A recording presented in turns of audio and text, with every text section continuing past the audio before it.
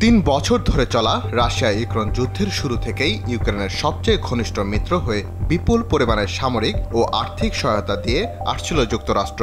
তবে জানুয়ারিতে সরকার বদলে ট্রাম্প প্রশাসন ক্ষমতায় আসার পর থেকে যুক্তরাষ্ট্রের ইউক্রেন নীতিতে এসেছে নাটকীয় পরিবর্তন।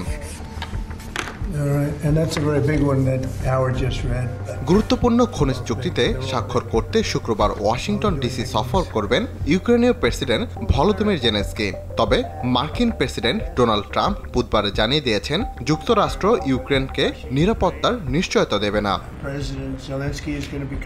আমি ইউক্রেনকে খুব বেশি নিরাপত্তার নিশ্চয়তা দিতে যাচ্ছি না। আমরা চাই ইউরোপ এটি করুক। এর আগে জেলেনস্কি বলেছিলেন রাশিয়ার সঙ্গে যুদ্ধ শেষ করার জন্য যুক্তরাষ্ট্রের নিরাপত্তা গুরুত্বপূর্ণ বলে মনে করে কিয়েভ। তবে সাম্প্রতিক খনিজ চুক্তিতে কোনো মার্কিন নিরাপত্তার কথাও অন্তর্ভুক্ত করা হয়নি। তাই জেলেনস্কির বক্তব্য ওয়াশিংটনে ট্রাম্পের সঙ্গে আলোচনার ফলাফলের ওপরই চুক্তির পুরো বিষয় নির্ভর করছে।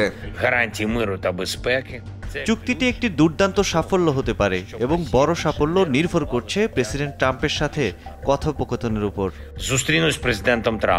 আলোচিত খনিজ চুক্তিটি কার্যকর হলে 2022 সালে রাশিয়ার আক্রমণ প্রতিহত করার জন্য মার্কিন সহায়তার ক্ষতিপূরণ হিসেবে ইউক্রেনের দুর্লভ খনিজ সম্পদে প্রবেশাধিকার পাবে যুক্তরাষ্ট্র। প্রেসিডেন্ট হিসেবে শপথ গ্রহণের পর প্রথম মন্ত্রিসভার বৈঠকে ট্রাম্প বলেন, এই চুক্তি যুক্তরাষ্ট্রের জন্য বিশাল সম্পদ নিয়ে আসছে।